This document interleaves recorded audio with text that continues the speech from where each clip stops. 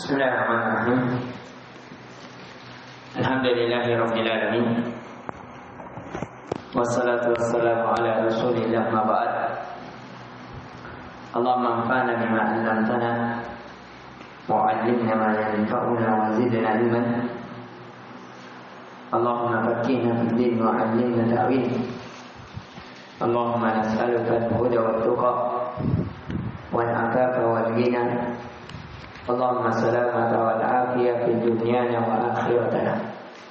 Assalamualaikum warahmatullahi wabarakatuh.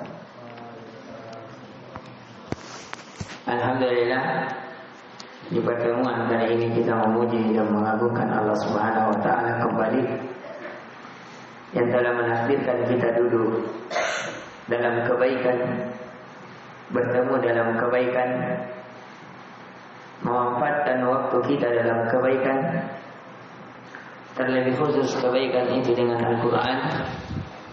Sekali lagi, Al-Quran adalah sesuatu yang dimuliakan, diperuntukkan kepada orang-orang yang mulia, diturunkan oleh malaikat yang termulia, malaikat Jibril, kepada manusia yang termulia yaitu Rasulullah sallallahu alaihi wasallam, diturunkan di malam yang termulia, malam yang lebih baik daripada 1000 bulan, di tempat yang dimuliakan yang ada di muka bumi, yaitu di masjid, bahkan masjid yang termulia, di Masjidil Haram dan sekitarnya, yaitu di Makkah, dan begitu pula Masjidil Nabawi di Madinah.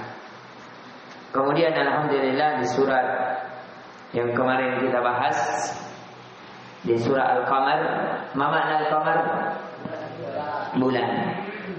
Kenapa disebut surah Al-Qamar? Karena terdapat di dalam ayat pertama kata Al-Qamar. Itu banyak didapat di dalam Al-Quran. Kemudian wansyaqqal qamar, telah terbelah bulan. Terbelahnya bulan ini terjadi kapan? Di zaman Nabi sallallahu alaihi wasallam. Ini mukjizat dari mukjizat yang ada pada Rasulullah. Maka dari itu ada suatu kitab yang mengumpulkan tentang mukjizat-mukjizat Nabi sallallahu alaihi wasallam. Di antaranya ini, yang dimana di masa Rasul sallallahu alaihi wasallam, biidznillah, atas izin Allah, itu bulan terbelah sebagai mukjizat, ya, yang diminta oleh kaumnya sendiri. Apakah setelah terjadi itu beriman orang-orang kafir Quraisy? Tidak. Ya, bahkan mereka mengatakan ini kedustaan, ini sihir, ini sesuatu balik mata, dan seterusnya. Kemudian kita sudah membahas sampai ayat yang ke-17. Kita melihat bagaimana dari kaum, ya, yang memusuhi Nabi sallallahu alaihi wasallam mendapat kehancuran. Begitu pula dari umat-umat terdahulu yang alhamdulillah kita telah membahas dari kaum Nabi Nuh alaihi salam. Mereka diapakan? Ditenggelamkan. Disebabkan apa? Kekufuran dan mendustakan Rasul. Ini sebab seseorang dibinasakan. Seseorang dibinasakan itu kalau terjadi kesyirikan, kalau terjadi penyimpangan terhadap Rasul. Itu berarti kebalikannya. Kalau mau negeri itu makmur, negeri itu menjadi negeri yang tenang, jauh dari hal-hal kerusakan, ambil kebalikannya, yaitu dengan dua cara. Yaitu seseorang menyebarkan, mengamalkan tauhid dan menghindari dari menyelisihi Rasul, mengikuti Rasul. Maka benarlah firman Allah, "Lau amanu ahlul qura la fatahna 'alaihim barakatim minas sama'i wal ardh." Seandainya penduduk suatu negeri, kata Allah, itu beriman, maka kami akan bukakan dari langit, dari bumi, keberkahan-keberkahan. diturunkan air hujan yang memberikan kehidupan sehingga sawah-sawah mereka bagus panennya, sehingga ternak-ternak mereka subur jadinya, sehingga perairan mereka ya enak dalam kehidupannya karena ada air. Karena di antara kesulitan kehidupan ketika tidak ada air di suatu tempat, ya, padahal air adalah sumber kehidupan, maka Allah akan turunkan keberkahan dari langit. Begitu pula Allah keluarkan keberkahan dari bumi. Keluarlah apa? Emas-emas, keluarlah perak-perak, keluarlah hasil tambang, keluarlah minyak, keluarlah gas, keluarlah tumbuh-tumbuhan. Akhirnya itu meningkatkan apa? Perekonomian, kesejahteraan pada suatu negeri. Jadi ini ya, ini namanya dalam ilmu tafsir namanya mafhumul mukhalafah, memahami kebalikannya. Ya, itu di antara kaidah baik dalam ilmu tafsir maupun dalam ilmu fiqh. Seseorang di antara memahami sesuatu adalah salah satu cara dengan mafhumul mukhalafah, memahami kebalikannya. Kalau kehancuran dengan kesyirikan, maka kejayaan dengan tauhid.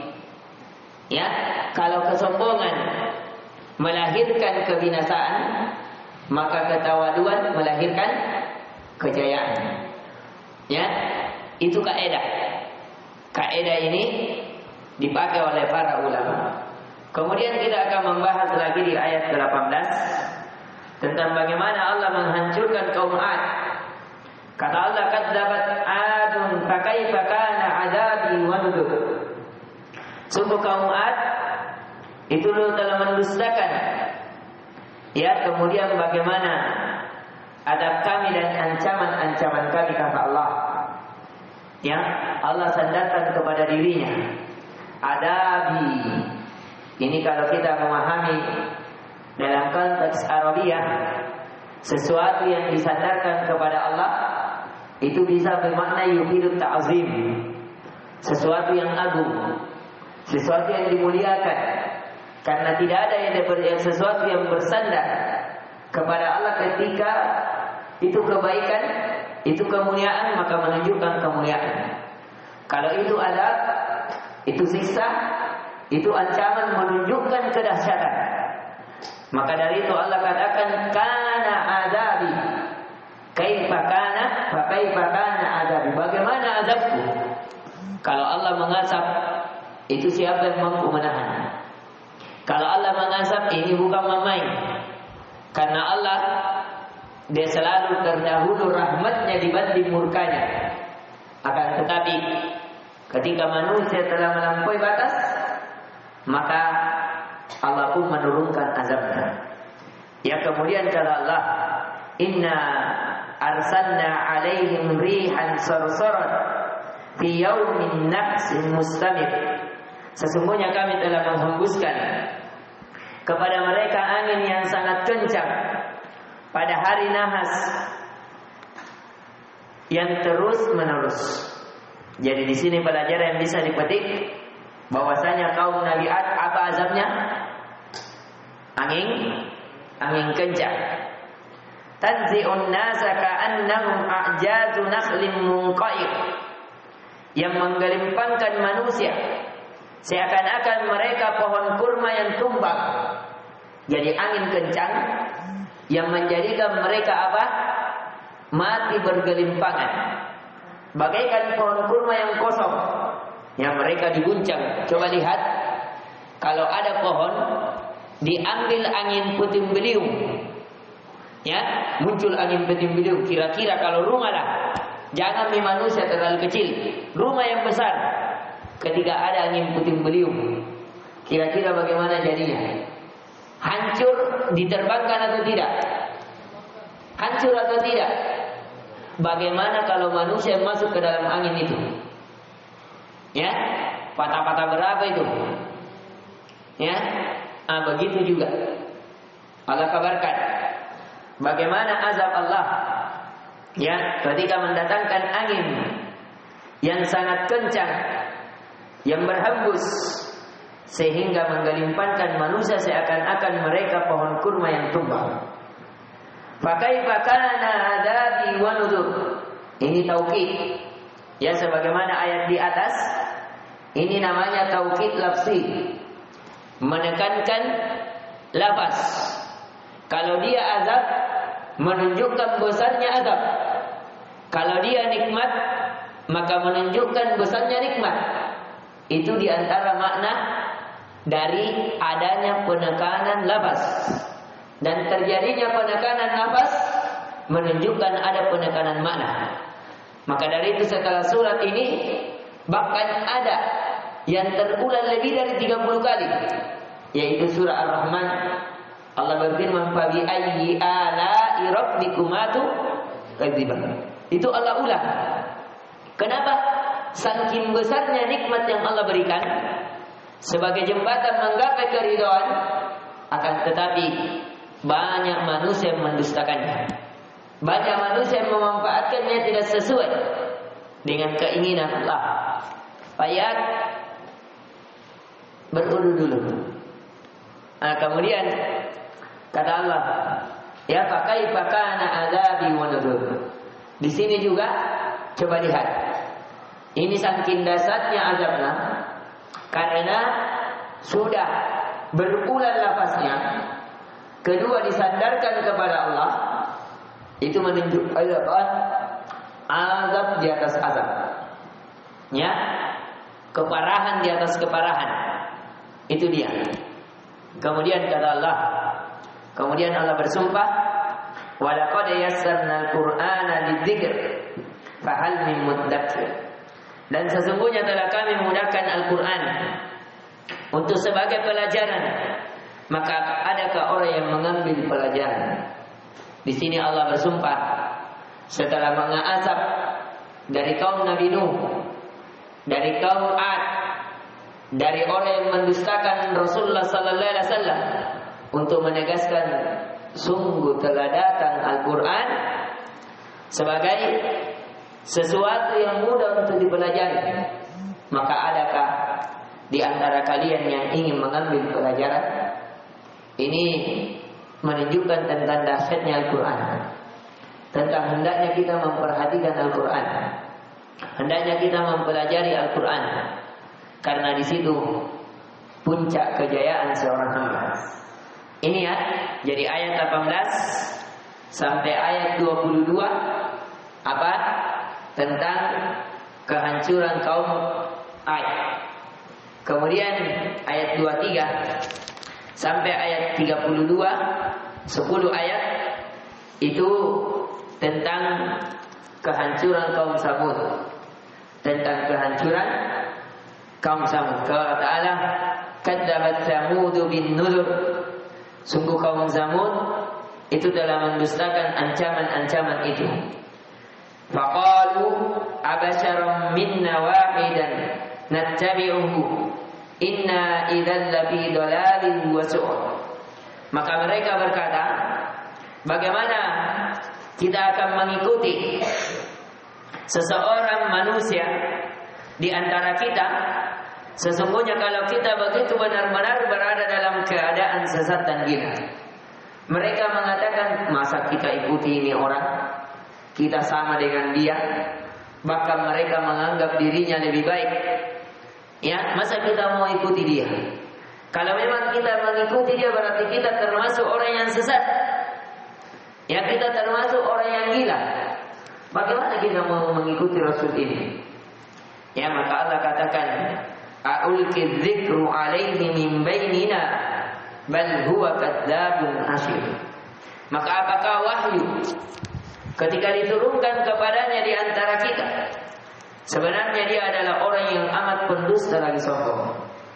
Jadi mereka sudah dikecam sama Allah bahwa mereka kaum Samud itu mendustakan Rasul disebabkan kesombongannya.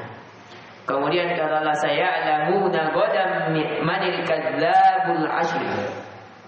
Maka kelak mereka akan mengetahui siapa yang sebenarnya amat pendusta lagi sombong, Jadi ini godan itu bermakna besok secara bahasa. Tapi besok itu maknanya umum. Bisa besok setelah hari ini, bisa besok 2 hari setelahnya dan seterusnya. Bahkan bisa jauh dari itu sampai hari kiamat. Sebagaimana ayat ini. Maksudnya besok yang dia dikatakan adalah di suatu hari nanti atau di hari kiamat. Maka kalimat godan itu memang bermakna besok, tapi besoknya apa?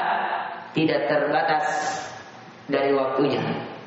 Kemudian kata Allah, inna mursilun naqa fitnatan lahum fartaqibahum wastabir. Maka sesungguhnya kami, kata Allah, mengirimkan unta betina sebagai cobaan bagi mereka. Ini hebat juga ini kisahnya. Kalau kisah kaum Samud itu Allah uji, ada seekor unta betina yang hamil besar, yang warnanya sangat indah, yang dia keluar dari batu. Jadi ini mereka diuji agar di tempat minum nabinya mengatakan kepadanya, hendaknya kalian apa? Tidak mengganggu unta betina ini.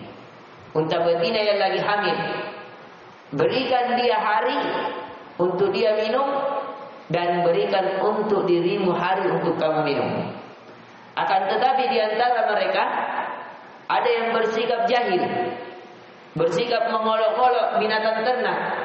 Di sini tentang larangan menyiksa apa? Binatang ternak. Jadi tidak benar kalau ada kucing kita tendang. Tidak benar kalau ada burung ya kita tokak kuku dia punya sayap. Kalau ada hinggap kuku-kuku dirobek-robek sayapnya. Kalau ada yang kemarin apa yang antum tangkap, antum potong belakangnya pakai tokak kuku, apa itu bani atau apa, lebah, itu tidak dibenarkan. Sebagaimana ini kisahnya kaum Samud, bagaimana dia apa? Ya, menyiksa dari seekor unta akhirnya turun azab. Ya, jadi tidak benar. Ada kisah di masa Nabi Sallallahu Alaihi Wasallam tentang seorang wanita yang dimasukkan ke dalam neraka gara-gara seekor kucing. Dia kandang kucing ini, dia tidak berikan makan sehingga kucing itu mati di dalam kandangnya. Mati apa? Mati kelaparan. Tidak diberi makan dan tidak pula dilepaskan. Maka ini tidak boleh. Sebagaimana ini. Jadi ketika Allah munculkan seekor unta betina yang keluar dari batu, akhirnya apa? Mereka terbagi minumnya. Misalnya hari ini unta yang minum, besok masyarakat yang minum. Tapi suatu hari ada seorang wanita yang mengatakan kepada seorang lelaki, siapa yang mampu ya membunuh dari unta Nabi Saleh alaihi salam, maka saya akan berikan diri saya. Artinya bisa nikahi saya, bisa gauli saya. Maka muncullah seseorang mengatakan saya ganggu itu unta ya, saya potong ini. Ya, bagaimana kalau wanita yang cantik, akan tetapi dia kufur kepada Allah, benci kepada Rasulnya, dia berrela menyerahkan dirinya hanya karena apa? Senang. Kalau Rasulnya apa? Itu ternodai, tidak ditaati. Ini wanita na'udzubillah. Akhirnya muncullah laki-laki itu, pergi mengganggu, bahkan dia gerek. Karena cara menggereknya itu unta ditusuk saja, bukan diiris. Jadi unta tidak perlu diikat ketika ingin disembelih. Unta itu biar berdiri, kemudian ditusuk bagian lehernya yang bawah, an-nahar, ditusuk, maka itu cukup apa? Dia bisa terpancar darahnya, kemudian mati. Kemudian laki-laki ini saking bandelnya lagi, dia mendatangi nabinya. Dia mengatakan, saya sudah bunuh ini, Mana azab yang kamu ancamkan? Akhirnya Allah menurunkan azab kepada mereka. Ya. Kemudian kata Allah, Inna mursilun naqa fitnatan lahu. Kemudian kami mengirim kepadanya naqa, unta betina, sebagai fitnah atas mereka. Fartaqibu wassabir. Ya, maka tunggulah tindakan mereka dan bersabarlah. Kemudian kata Allah, wa nabbihum anna al-ma'a qismatun bainahum kullu shirbin muhtadar. Dan beritakanlah kepada mereka bahwasanya air ini kita sudah bagi. Ini sebagaimana yang tadi kita kisahkan. Antara mereka, antara masyarakat dengan unta. Maka setiap yang meminum itu ada gilirannya kata Allah. Muhtadar, ada gilirannya. Fanadau sahibahum fata'atau fa'aqar. Maka mereka memanggil kawannya, lalu kawannya menangkap unta itu dan membunuhnya. Jadi banyak kawan, tapi satu yang berani apa? Bunuh. Kenapa? Karena kalau dia bisa bunuh, dia bisa menikahi apa? Wanita yang menjanjikan dirinya. Maka apa kata Allah? Fakaifa kana adzabi wa nuzur. Maka bagaimana dahsyatnya azabku dan ancamanku? Inna arsalna alaihim sayhatan wahidah fakanu kahashimin muhtadhir. Maka bagaimana ketika kami mengirim atas mereka teriakan, satu teriakan, maka mereka menjadi bagaikan ya rumput-rumput kering yang dikumpulkan oleh pemilik kandang binatang. Jadi cuma satu kali teriakan, kalau istilahnya kita seperti guntur, bum, ya, hanya satu teriakan, hanya satu ledakan, menjadikan mereka apa? Mati bergelimpangan, bagaikan rumput-rumput kering yang sudah disiapkan apa? Untuk para binatang ternak untuk diberi makan. Ya, bayangkan. Jadi di sini pelajaran bisa kita petik. Diperhatikan azab-azabnya, ditulis Nuh banjir bandang. Nuh alaihi salam dengan banjir bandang. Kemudian kaum 'Ad dengan apa tadi? Dengan angin kencang. Dengan angin kencang. Kemudian kaum Samud itu dengan apa? Dengan suara, dengan satu suara keras, dengan satu tiap, dengan satu apa? Suara yang keras. Kemudian kata Allah, walaqad yassarna al-Qur'ana lidzikr fahal min muddakir. Sungguh kata Allah, kami telah memudahkan Al-Quran untuk menjadi pelajar. Maka adakah orang yang mau mengambil pelajaran? Jadi sudah diceritakan dalam Al-Quran bagaimana orang-orang yang mendustakan para rasul, bagaimana orang-orang yang tidak mengindahkan arahan para rasul, mereka disiksa, mereka dibinasakan, mereka dimatikan, dan mereka mudah bagi Allah untuk mengganti mereka dengan kaum yang lebih baik. Kemudian kita lihat, ini yang bahaya ini untuk anak-anak pondok, ya, kehancuran kaum Lut. Nah, ini biasa terjadi di pondok-pondok, ya, kehancuran kaum Lut. Bagaimana Allah hancurkan kaum Lut? Kaum Lut ini kata Allah, kadzabat qaum Lutin bin nudur. Sungguh kaum Lut telah mendustakan ancaman nabinya. Inna arsalna alaihim hasiban illa ala lutin najjaynahum bisahar. Sesungguhnya kami kata Allah telah menghembuskan kepada mereka angin yang membawa batu-batu. Jadi mereka ini apa? Azabnya kaum Lut hujan batu. Jadi batu ini diterbangkan oleh angin kemudian menghujani mereka. Ya. Yang menimpa mereka kecuali keluarga Lut.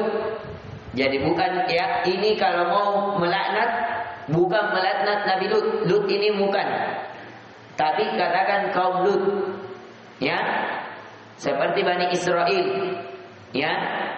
Tidak cocok kalau seseorang melaknat Israel, tidak.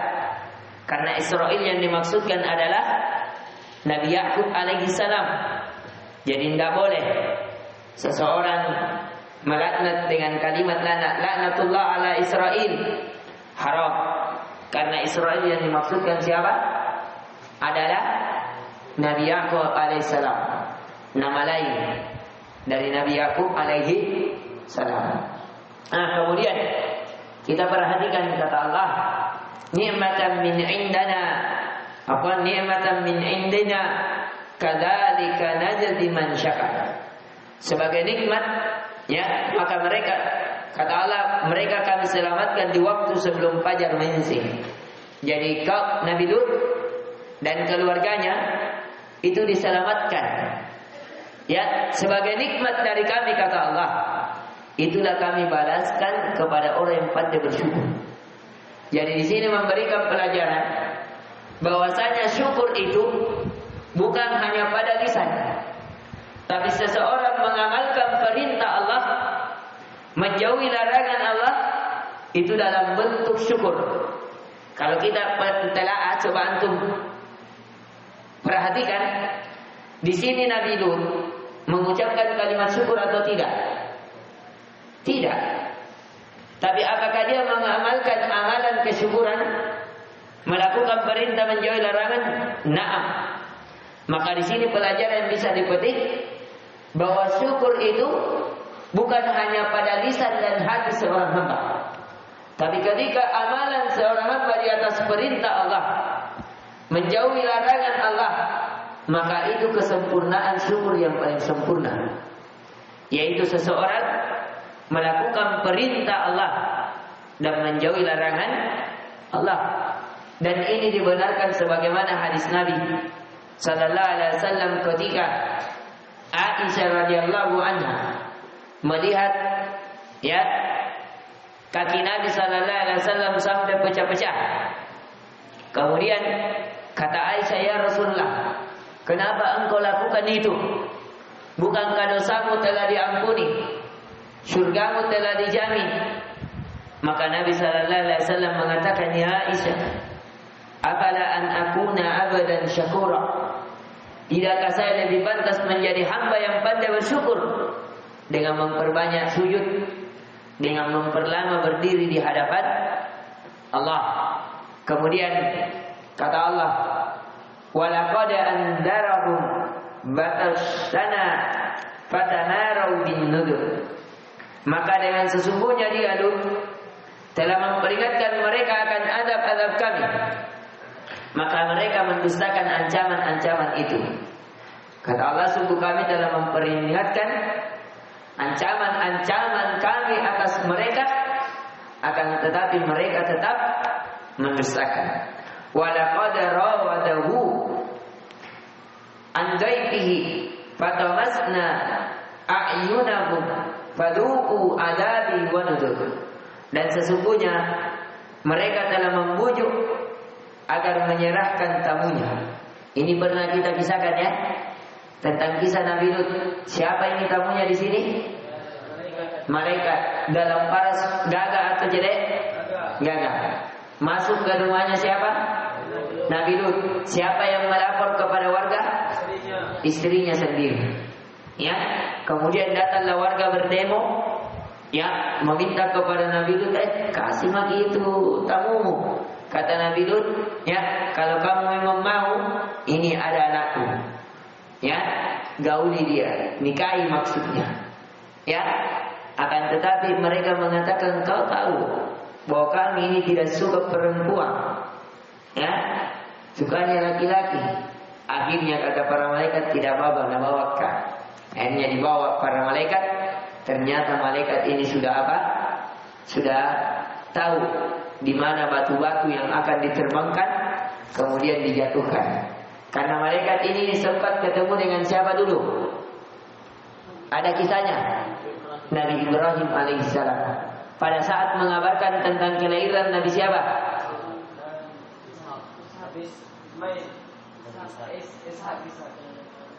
Ismail atau Ishak?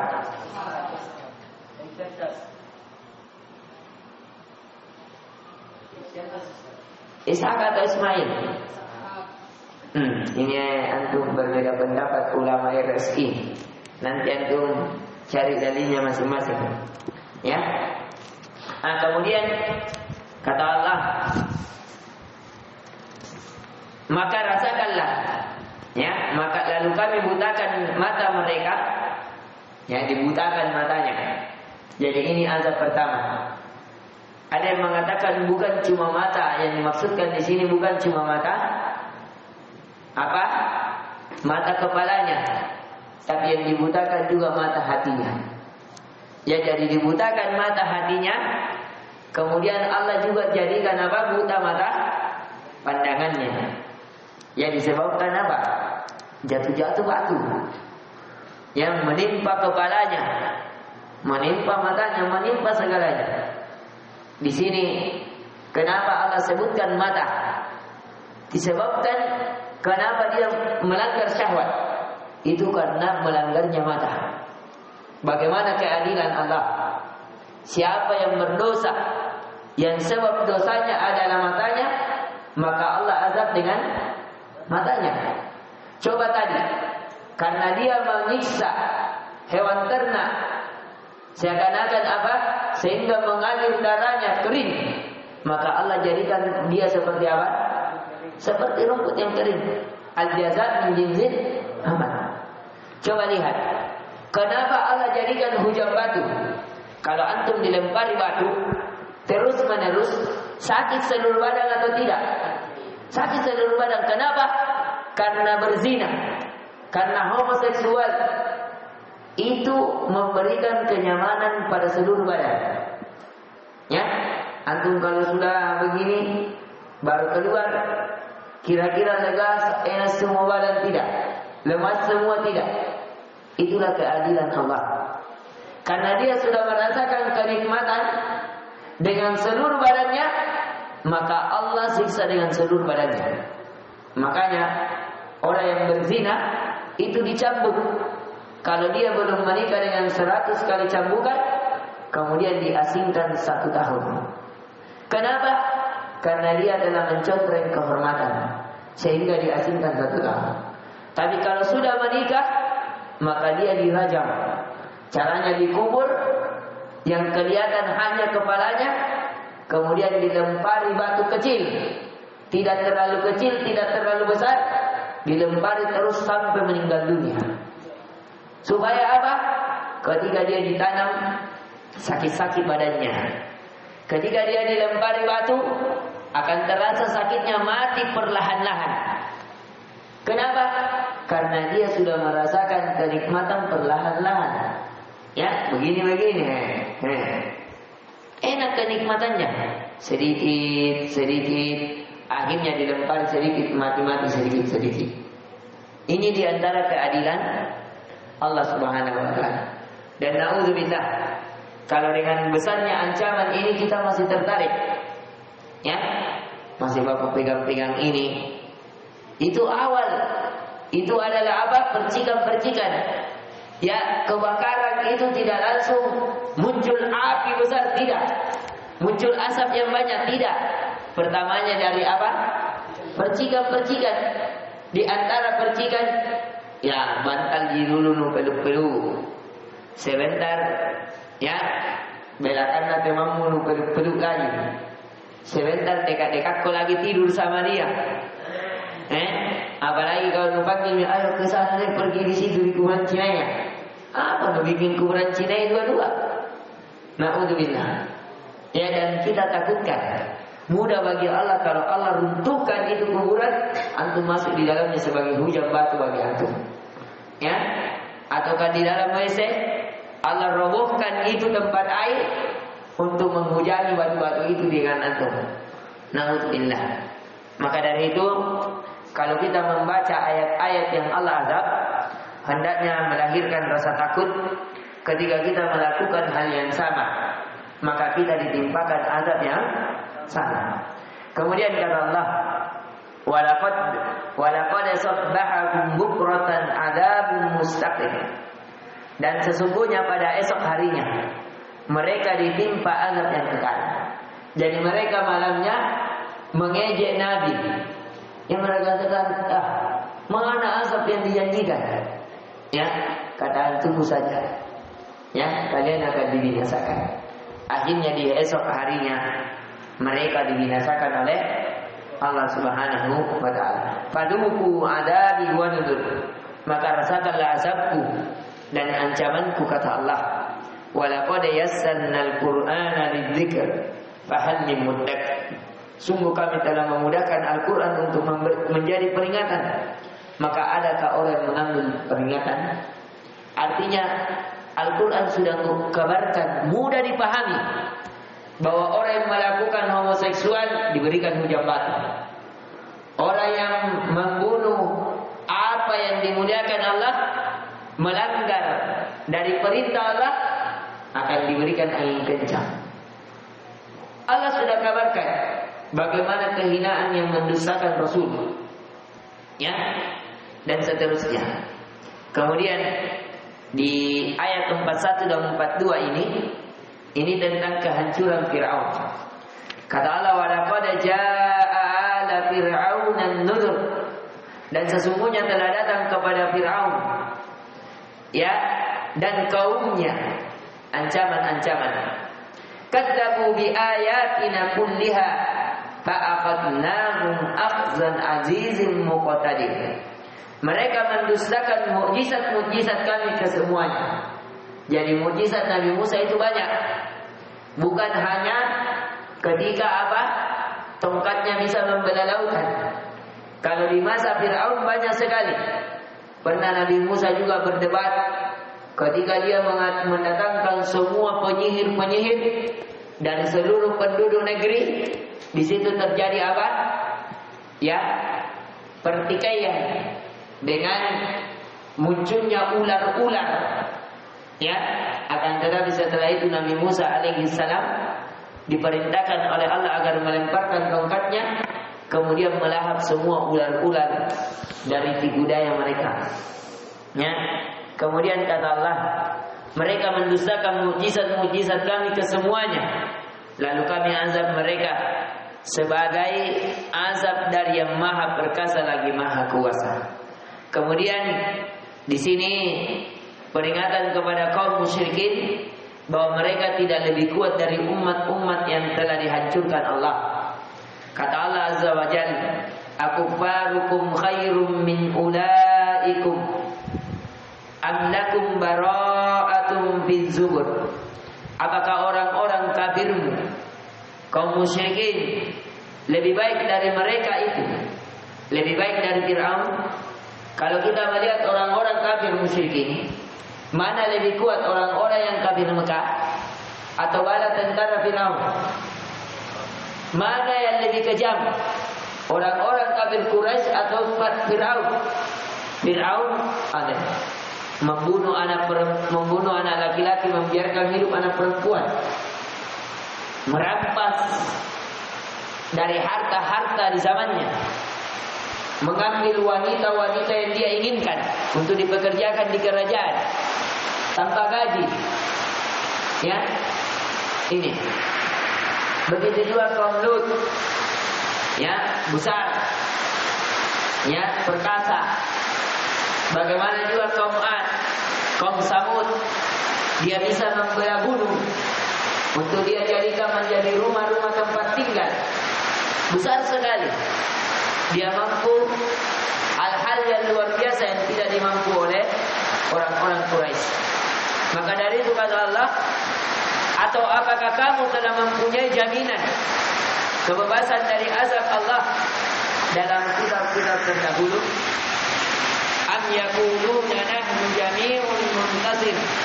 Atau apakah mereka mengatakan kami adalah satu golongan yang bersatu pasti menang? Ya, ini Allah kabarkan tentang mereka. Kemudian kata Allah, sayuhzamul jam'u wa yuwalluna ad-dubur. golongan itu pasti akan dikalahkan dan mereka akan mundur ke belakang. Balis sa'atu mau'iduhum was sa'atu adha wa amar.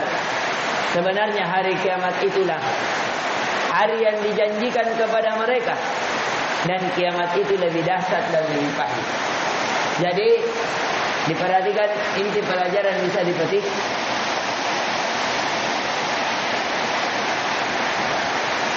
Kemarin sudah kita ambil pelajaran bahwasanya inti yang diinginkan surat ini, bagaimana kejayaan orang-orang yang mengikuti Rasul dan kehancuran orang-orang yang menyelisihinya. Kemudian pelajaran yang sekarang bisa kita ambil pelajaran bahwa kaum terdahulu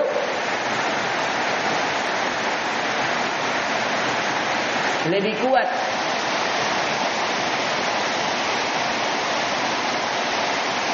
lebih kejam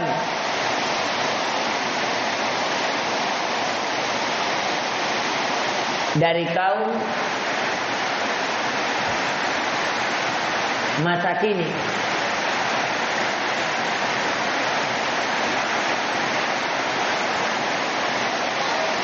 Dari kaum masa kini. Akan tetapi mereka tetap dibinasakan. Ya, walaupun kuat tetap Allah binasakan. Akan tetapi mereka tetap dibinasakan. Kemudian kata Allah, balasan terhadap orang yang berdosa dan pahala orang yang bertakwa. Innal mujrimina fi dhalalin wa su'ud. Sesungguhnya orang-orang yang berdosa berada dalam kesesatan di dunia dan dalam neraka. Yauma yusabbahuna fin nari ala wujuhihim dzuqu massa wa saqar. Massa saqar. Ingatlah pada hari mereka diseret ke neraka atas muka mereka. Ini pelajaran juga, bahwasanya orang yang diseret dalam neraka itu berbeda-beda. Kalau di surat yang sebelumnya kita tafsirkan, ada yang diseret dengan sab'una zira'an yasluku. Mereka diseret dengan apa? Rantai 70 zira', 70 hasta. Satu hasta itu setara dengan berapa? Setengah meter. Jadi kalau 70, 35 meter. Jadi mereka itu ditarik, tapi yang masih berjalan apa? Kaki-kaki mereka. Tapi di sini coba lihat, ya, yauma yushabuna finnari ala wujuhihim, di atas wajah-wajah mereka. Bayangkan diseret, yang diseret ini wajah-wajah mereka. Jadi ditarik kakinya, seret. Yang terseret itu wajah-wajah mereka. Ini ngeri sekali. Ya, bagaimana mereka diseret dari di atas wajahnya. Tidak ada bilang angkat, tidak. Pokoknya diseret. Ya, kemudian zuqu massa saqar. Maka dikatakan kepada mereka, rasakanlah sentuhan api neraka. Neraka Sakor ini termasuk neraka yang menyala-nyala. Ya, neraka Sakor adalah neraka yang menyala-nyala. Yang seseorang kalau masuk di dalamnya langsung hangus. Kemudian dihidupkan lagi. Kemudian kalau dicelup hangus lagi. Ya, kemudian dihidupkan lagi. Kemudian kata Allah, inna kulla syai'in khalaqnahu biqadar. Sesungguhnya kami menciptakan segala sesuatu menurut ukuran. Jadi segala sesuatu ada ukurannya. Ada batasnya, fayat. Kita ada ukurannya. Ukurannya terbangun fayat, ada batasnya. Nah, ada juga ukurannya dia tertidur. Ini terbangun. Berarti ukuran tidurnya sudah cukup. Baru kita terbangun. Ya, berdiri dulu payat sedikit supaya hilang ngantuknya. Kemudian kata Allah, wa ma amruna illa wahidatun kalamhi bil basar. Dan perintah kami, kata Allah, hanyalah satu perkataan seperti kejapan mata. Artinya kalau Allah mau jadikan ini bumi ini menjadi hancur, kemudian diganti dengan bumi lain, itu Allah cukup katakan apa? Kun. Satu perkataan saja. Ya, kun fayakun. Jadilah maka terjadilah. Ya. Allah cuma satu perintah. Perintah Allah ini bahkan bisa apa? Dengan hanya satu perkataan saja. Atau bisa seperti kejapan mata. Allah cukup katakan sebelum kejapan mata jadi, sudah. Mudah bagi Allah. Segala sesuatu dia kadarkan bisa. Kemudian kata Allah, "Walaqad ahlakna asya'akum fahal min muddakir." Dan sesungguhnya kami telah membinasakan orang yang serupa dengan kamu. Maka adakah orang yang mau mengambil pelajaran? Artinya orang serupa dengan kamu wahai kafir Quraisy. Mereka memiliki juga keturunan yang kuat. Mereka juga manusia. Mereka orang yang membangkang seperti kamu. Bahkan lebih kuat dari kamu, tapi bersamaan dengan itu apa? Kami binasakan. Maka tidakkah kamu mengambil pelajaran? Wa kullu saghirin wa kabirin mustatar. Dan segala urusan yang kecil maupun yang besar adalah tertulis. Innal muttaqina fi jannatin wa nahar. Dan sesungguhnya orang-orang yang bertakwa kata Allah pada saat itu berada dalam taman-taman dan sungai-sungai. Fi maq'adi sidqin 'inda malikin muqtadir. Di tempat yang disenangi di sisi Tuhan yang berkuasa. Inti pelajaran yang bisa kita petik sekali lagi dari inti pelajaran yang pernah kita sebutkan, bahwasanya menyelisihi Rasul adalah kehancuran dan mengikuti jalan Rasul adalah kejayaan. Kemudian bahwasanya orang umat terdahulu itu dibinasakan karena apa? Melakukan kesyirikan dan menyelisihi Rasul. Kemudian pelajaran yang bisa kita petik bahwasanya penyelisihan orang Quraisy, Allah sudah ingatkan bahwasanya orang-orang terdahulu sudah berselisih, sudah menyelisihi Rasul yang lebih kuat dari kamu, tapi bersamaan itu kami mampu membinasakan kata Allah. Kemudian ya surah Al-Qamar ini mengandung hal-hal yang berhubungan dengan janji dan ancaman Allah kepada umat-umat terdahulu yang mendustakan Rasul, agar menjadi pelajaran bagi umat-umat yang datang kemudian. Jadi pelajaran umat terdahulu, kalau lakukan homoseksual diturunkan hujan batu, menyiksa binatang, melanggar perintah Allah, dijadikan apa? Bagaikan rumput yang kering. Kalau kamu mendustakan Rasul, kamu akan ditimpa kehancuran. Dan seterusnya. Ya, bilangi Rasul gila, bilangi Rasul ya majnun, kamu akan ditenggelamkan. Sebagaimana ditenggelamkannya kaum Nabi Nuh alaihi salam.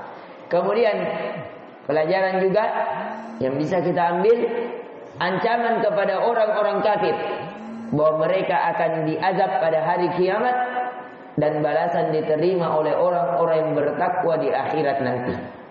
Orang yang bertakwa apa dijanjikan? Taman-taman dan sungai-sungai. Diberikan taman-taman dan sungai-sungai. Ini yang bisa kita berikan. Ya. Semoga bermanfaat. Lebih dan kurangnya mohon dimaafkan. Ya. Subhanakallahumma bihamdik, asyhadu an la ilaha illa anta astaghfiruka wa atubu ilaik.